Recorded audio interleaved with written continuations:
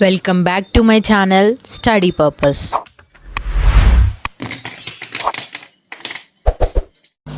నేను రైల్వే స్టేషన్లో కూర్చున్నప్పుడు మంకీస్ ఇలా వచ్చాయి.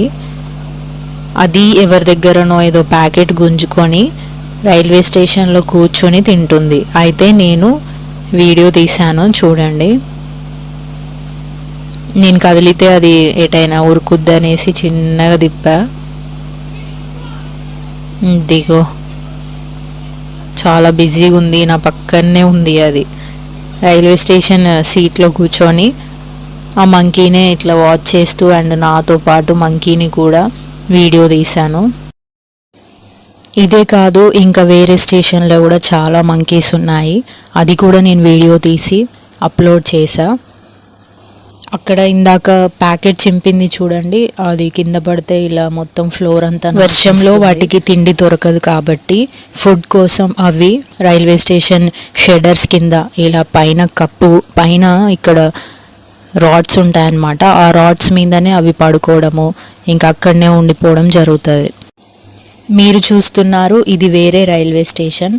ఇక్కడ కూడా ఇంకా ప్రజలు ఎంతోమంది అటు ఇటు తిరుగుతూ ఉంటారు కదా, వాళ్ళ దగ్గర ఏదైనా సరే అట్టి పండ్లు కానీ తిండి పదార్థాలు కానీ ఏవి దొరికినా కూడా అవి లాక్కొని తింటాయి. ఇక్కడ మంకీస్ యొక్క క్రౌడ్ చాలానే ఉంది. ఇంకా మిగతా మంకీస్ని కూడా చూపిస్తా. సాధారణంగా ఇవి మనలాగే మనుషులతో సమానంగా తెలివిగలైనవి. ఒక్క చిన్న పిల్లలు, కోతి పిల్లలు ఒక్కటి కీస్మని సౌండ్ చేసినా కూడా అన్ని కోతులన్నీ ఒక్కసారిగా వచ్చి మన మీద పడిపోతూ ఉంటాయి.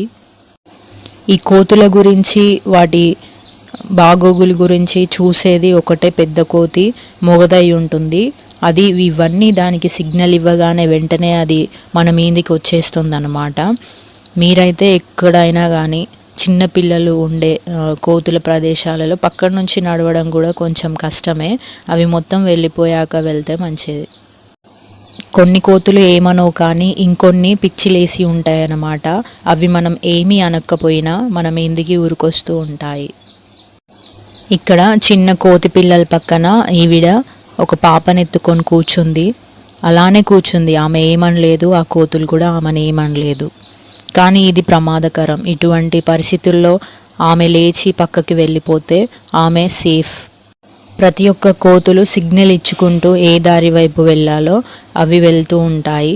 వాటికి మాటలు లేకుండా వాటి యొక్క బిహేవియర్నే వాళ్ళు సిగ్నల్ ఇచ్చుకుంటూ వెళ్తాయి అన్నమాట. మీకు గనక నా వీడియో నచ్చినట్లయితే సబ్స్క్రైబ్ చేయండి.